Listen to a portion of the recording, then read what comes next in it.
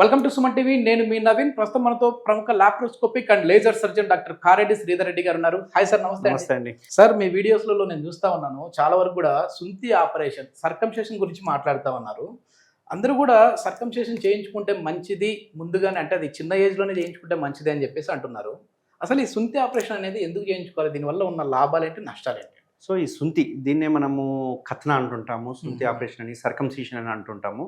అయితే ఈ సర్కంసిషన్ కానీ ఈ సర్జరీస్ ఇప్పుడేదో కొత్తగా వచ్చిన సర్జరీస్ కాదు. చాలా రోజుల నుంచి, ఎన్నో సంవత్సరాల క్రితం నుంచి కూడా ఈ సర్జరీస్ అనేవి చేసేవాళ్ళు, ప్రాక్టీస్ చేసేవాళ్ళు. ఎందుకు ఇక్కడ ప్రాక్టీస్ చేసేవాళ్ళు అంటే మెయిన్గా క్లీనినెస్, మెయిన్ ఇంపార్టెంట్ క్లీనినెస్. ఎందుకు ఈ క్లీనినెస్కి అంత ఇంపార్టెన్స్ ఇవ్వాలి? ఒకవేళ క్లీనినెస్కి ఇంపార్టెన్స్ ఇవ్వకపోతే ఎటువంటి రోగాలు వస్తాయి, ఎటువంటి క్యాన్సర్స్ వస్తాయి అనేది నేను జస్ట్ మీకు బ్రీఫ్గా ఎక్స్ప్లెయిన్ చేస్తాను. సో ఇక్కడ ఈ సుంతి ఆపరేషన్ అనేది ఏదైతే ఉందో, ఈ సుంతి ఆపరేషన్ కన్వెన్షనల్ మెథడ్ చేసేవాళ్ళు, అంటే కోత మెథడ్ కావచ్చు, లేకపోతే రింగ్ మెథడ్ కావచ్చు, లేకపోతే చాలా ఉన్నాయి, అలస్కన్ క్లాంప్ అని చెప్పేసి అట్లా చాలా రకాలు ఉన్నాయి. బట్ మనం చేస్తున్న ఈ స్టాప్లర్ సర్జరీ ఏదైతే ఉందో, ఎందుకు అంత అడ్వాన్స్డ్ టెక్నిక్, దీనివల్ల అడ్వాంటేజెస్ ఉందనేది మనం చెప్తాను మీకు. సో ఈ సుంతి ఆపరేషన్లో ఏంటి అంటే, మామూలుగా అందరూ ముస్లిం కంట్రీలో చూసుకుంటే కనుక, ముస్లిమ్స్ ఒక 4 to 11 yearsలో ఒక పెద్ద ఫంక్షన్ లాగా చేసుకుని ముందున్న చర్మాన్ని తీసేసేవాళ్ళు.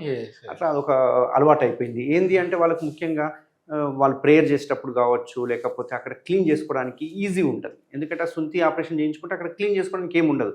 లేదనుకోండి ప్రతిసారి వెనక్కి అనుకొని క్లీన్ చేసుకోవాలి, దానివల్ల ఇబ్బందులు ఉండేటివి. సో సుంతి చేయించుకోవడం వల్ల ఏమవుతుందంటే జస్ట్ వాష్ చేసుకొని వెళ్ళిపోవచ్చు అన్నట్టు. సో దీనివల్ల మనకి ఏం అడ్వాంటేజ్ ఉంటుంది అంటే, సో ఇక్కడ చూసుకుంటే కనుక ఇది పెనిస్ అనుకోండి, అంగం అనుకుందాం. ఈ అంగం మీద ఉన్న చర్మం ఏదైతే ఉందో ఈ రకంగా ఉంటుంది అందరికీ. ఓకే, ఈ అటాచ్మెంట్ ఏదైతే ఉందో కింద మాత్రం ఒక అటాచ్మెంట్ ఉంటుంది. దీన్నే మనము ఫ్రెన్యులం అంటారు మా భాషలో, ఫ్రెన్యులం. ఓకేనా? ఈ ముందరున్న చర్మం చూస్తే కనుక, గమనిస్తే కనుక, ఈ హెడ్ లాంటిది ఏదైతే భాగం ఉందో, ఈ హెడ్ భాగాన్ని మా భాషలో గ్లాండ్స్ అంటాం. ఓకే, ఈ గ్లాండ్స్ మీద, హెడ్ భాగం మీద ఈ చర్మం అనేది మనకు ఉండకూడదు. దీన్ని ఫోర్ స్కిన్ అంటాం, ప్రెప్యూషల్ స్కిన్ అంటుంటాం. ఈ ఫోర్ స్కిన్ ఏదైతే ఉందో, ఇది ఉండడం వల్ల ఏమవుతుందంటే, ఇక్కడ మనకు ఒక రకమైన తెల్లటి జిగురు లాంటిది, దాన్ని స్మెగ్మా అంటుంటాం, ఇది రిలీజ్ అవుతుంటుంది. మనం చర్మాన్ని వెనక్కి అనుకొని క్లీన్ చేసుకోవాలి. ఇప్పుడు ముస్లిం వాళ్ళకి ఏమవుతుంది అంటే, వాళ్ళు ప్రేయర్ చేయాలన్నప్పుడు ప్రతిసారి వెనక్కి అనుకొని క్లీన్ చేసుకోనికి రాదు, కొందరికి వెనక్కి పోనప్పుడు క్లీన్ చేసుకోనికి రాదు. సో వాళ్ళ రూల్ అంటే ఏంటంటే మంచి క్లీన్గా ఉండి ప్రేయర్ చేయాలని.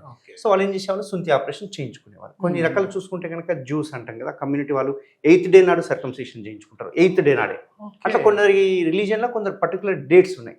ముస్లిమ్స్ అయితే 4 to 11 years, జ్యూస్ అయితే 8th day, అట్లా కొన్ని రూల్స్ ఉన్నాయి. అంటే చిన్న పిల్లలకు కూడా చేయొచ్చు, ఎనీ ఏజ్ గ్రూప్ వాళ్ళకైనా ఈ సర్కంసిషన్ చేసుకోవచ్చు. సో ఇప్పుడు ఏంటంటే, ఇప్పుడు ఈ చర్మం ఉండడం వల్ల కొన్ని రకాల వ్యాధులు వస్తాయి. ఎందుకంటే సెక్షువల్ ఇంటర్కోర్స్ చేసేటప్పుడు కొన్ని రకాల వైరస్లు వస్తుంటాయి. సెక్షువల్ ట్రాన్స్మిటెడ్ డిజీజ్ అంటాం, సిఫిలిస్ కావచ్చు, షాంక్రైడ్ కావచ్చు, లేకుంటే హర్పిస్ సింప్లెక్స్ కావచ్చు, ఇట్లాంటి వైరస్లన్నీ వచ్చే అవకాశాలు ఉంటాయి. అంతేకాకుండా ఈ సర్కంసిషన్ చేయించుకోకపోతే ఏమవుతుందంటే, క్లీన్ చేసుకోకపోవడం వల్ల, అలాగే ఉండడం వల్ల కొన్నిసార్లు ఈ చర్మం పోయి దీనికి అతుక్కుంటుంటుంది. అతుక్కొని మళ్ళీ వెనక్కి రాదు. అట్లాంటి వాళ్ళకి ఏమవుతుంది, ఎరెక్టైల్ డిస్ఫంక్షన్ స్టార్ట్ అవుతుంది, పెనిస్ సైజు చిన్నగా అయిపోతుంది, కలవడానికి వెళ్ళినప్పుడు బ్లీడ్ అవ్వడము, విపరీతమైన నొప్పి, మంట, ప్రీమెచ్యూర్ ఎజాక్యులేషన్, ఇవన్నీ ప్రాబ్లమ్స్ స్టార్ట్ అవుతాయి. అంతేకాకుండా సర్కంసిషన్ చేయించుకున్న వాళ్ళని కనుక కంపారిజన్ చేస్తే కనుక, సర్కంసిషన్ చేయించుకున్న వాళ్ళకి పెనల్ క్యాన్సర్స్ వచ్చే అవకాశాలు 70% తక్కువ. అదే సర్కంసిషన్ చేయించుకోకుంటే క్యాన్సర్లు వచ్చే అవకాశాలు ఉంటాయి. అంతేకాకుండా హెచ్ఐవి కావచ్చు, లేకపోతే సెక్షువల్ ట్రాన్స్మిటెడ్ డిజీజ్ కావచ్చు, 80% సర్కంసిషన్ చేయించుకున్న వాళ్ళకి రాదు. కొద్దిమంది మా వాళ్ళ శృంగారంలో పాల్గొన్నప్పుడు చర్మము ముందు భాగం టైట్ ఉండడం వల్ల అక్కడ చిరిగి బ్లడ్ వచ్చిందని అంటుంటారు కదా, సో అట్లాంటి ప్రాబ్లమ్స్ నుంచి కూడా దూరం 100%. ఎందుకంటే ఆ చర్మం ఎంత ఫ్రీగా మూవ్ అయితే అంత హ్యాపీగా ఉంటుంది. ఇంటర్కోర్స్ చేసినప్పుడు కూడా ఇబ్బంది ఉండదు.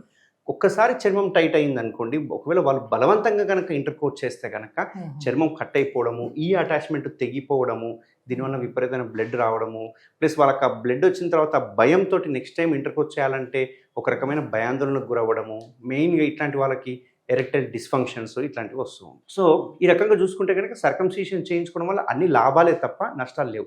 కానీ చాలామంది ఏంటి అంటే, ఈ స్కిన్ తీయించుకుంటే మాకు సెక్షువల్ ప్లెజర్ ఉండదేమో, ఇది ముస్లిమ్స్ చేయించుకుంటారు, హిందూస్ మనం చేయించుకోకూడదు అన్న అపోహ చాలా మందికి ఉంది.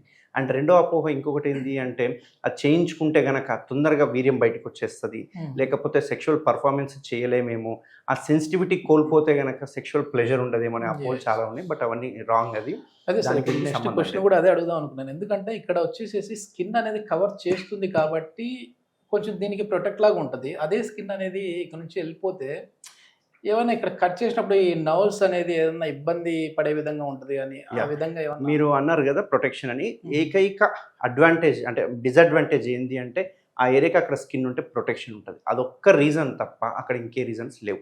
ఎందుకంటే అక్కడ చర్మం లేకపోతేనే మనకు అడ్వాంటేజ్ చాలా ఉన్నాయి. ఓకే సో ఇప్పుడు ఏదైతే ఆపరేషన్ చేస్తామో దాన్నే సుంతి అని కథన అని ఈ సర్కంసిషన్ అని అంటుంటాం. ఇక్కడ మనం ఏం చేస్తామంటే ఇక్కడ వరకు స్కిన్ తీసేసేస్తాం అన్నట్టు. అంటే మొత్తం ఇక్కడ చాలా మందికి డౌట్లు ఏంటంటే ఎక్కువ తీసేస్తే మళ్ళీ అంగస్తంభన అవ్వదు, తక్కువ తీసేస్తే మళ్ళీ సేమ్ అట్లే ఉంటుంది అక్కడ కదా, ఉన్న మీరు నరాలు ఎంత ఏమైనా తీస్తాం? దెబ్బతింటాయో అంటూ ఉంటారు ఇట్లాంటి కదా. డౌట్లు చాలా ఉంటాయి.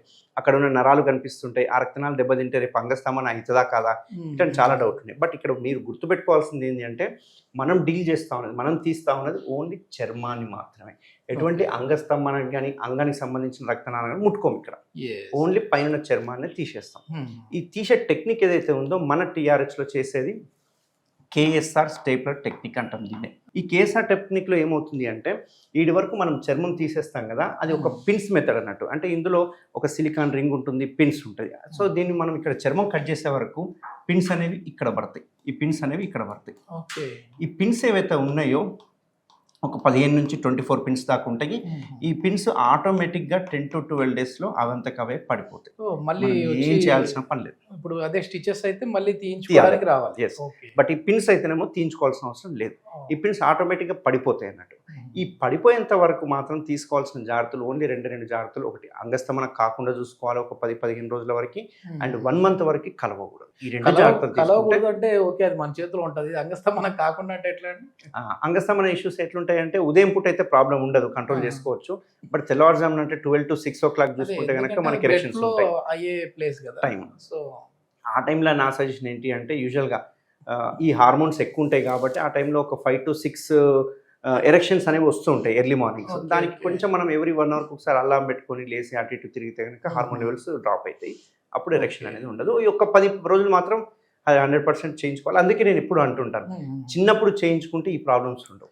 చిన్నప్పుడే చేయించి ముందు జాగ్రత్తగా చేయిస్తే కనుక చిన్నప్పుడు వాళ్ళకి ఎరెక్షన్ ఉండదు, చాలా ఫాస్ట్ హీలింగ్ ఉంటుంది, అండ్ ఇమ్యూనిటీ బాగుంటుంది. కాబట్టి తొందరగా హీల్ అయిపోతుంది. పెద్దవాళ్ళకి వచ్చేసరికి 10 రోజులు, అదే చిన్నపిల్లలకి తీసుకుంటే కనుక 6 to 7 డేస్లోనే రింగ్ పడిపోతుంది. ఇప్పుడు ఇది స్టాప్లింగ్ సర్జరీ మనకు అయిన తర్వాత ఈ 10-15 రోజుల వరకు మళ్ళీ మనం డైలీ యాక్టివిటీస్ చేసుకోవచ్చు అంటే ఆఫీస్కి వెళ్ళడం కావచ్చు ఇట్లాంటివి.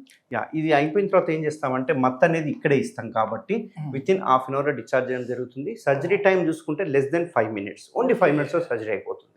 అంతేకాకుండా ఇక్కడ అనస్థీషియా ఇస్తాం కాబట్టి హాఫ్ అన్ అవర్ డిశ్చార్జ్ చేయడం జరుగుతుంది. వాళ్ళు స్ట్రేట్ అవే హాస్పిటల్ నుంచి డైరెక్ట్ ఆఫీస్కి వెళ్ళిపోవచ్చు. ఎందుకంటే ఇది ఒక లంచ్ బ్రేక్లో చేయించుకునే ఆపరేషన్, ఎందుకంటే అంత సింప్లిఫైడ్ ఆపరేషన్. చాలా మంది సాఫ్ట్వేర్లు స్టార్టింగ్లో లంచ్ బ్రేక్లో వచ్చి చేయించుకొని మళ్ళీ ఆఫీస్కి వెళ్ళిపోయేవాళ్ళు. సో దీనికి ఎటువంటి బెడ్ రెస్ట్ అవసరం లేదు, ఎటువంటి పథ్యం అవసరం లేదు, బ్లీడింగ్ ఉండదు, వాపు ఉండదు, ఏ ప్రాబ్లం ఉండదు, చేసుకున్నట్టు కూడా తెలీదు. ఓన్లీ రెండు ప్రాబ్లమ్స్ వస్తాయి. ఒకటి ఈ ఏరియా సెన్సిటివిటీ ఉంటుంది కాబట్టి ఆ చర్మం తీసే వరకు ఒక రకమైన జిల్లు అనే సెన్సేషన్ అనిపిస్తుంది.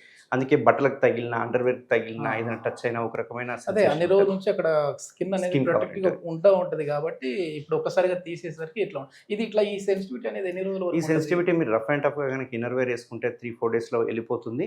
అండ్ రెండో మెయిన్ ప్రాబ్లం ఏంటంటే నేను ఏదైతే చెప్పానో ఈ 10 to 12 days ఎరెక్షన్ అవ్వద్దు అనేది, ఒకవేళ తప్పిదారుల కనుక ఎరెక్షన్ అయితే కనుక మిడ్ నైట్ కనుక ఎరెక్షన్ అయినప్పుడు ఈ ఏరియా నుంచి బ్లీడింగ్ అయ్యే అవకాశాలు ఉంటాయి, ఈ ఏరియా కొంచెం వాపు వచ్చే అవకాశం ఉంటుంది, హీలింగ్ డిలే అవుతుంది. అంతకుమించి ఏం కాదు. ఇన్ఫెక్షన్ అనేది 0%, ఎవరికి ఇన్ఫెక్ట్ కాలేదు ఇప్పటివరకు ఒక 30,000 సర్జరీస్ కంప్లీట్ చేస్తాం, ఇంతవరకు ఎవరికి ఇన్ఫెక్ట్ కూడా అవ్వలేదు.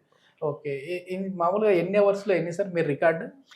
212 సర్జరీస్ విత్ ఇన్ 6 hours చేయడం జరిగింది లాస్ట్ ఇయర్ ఆగస్ట్లో.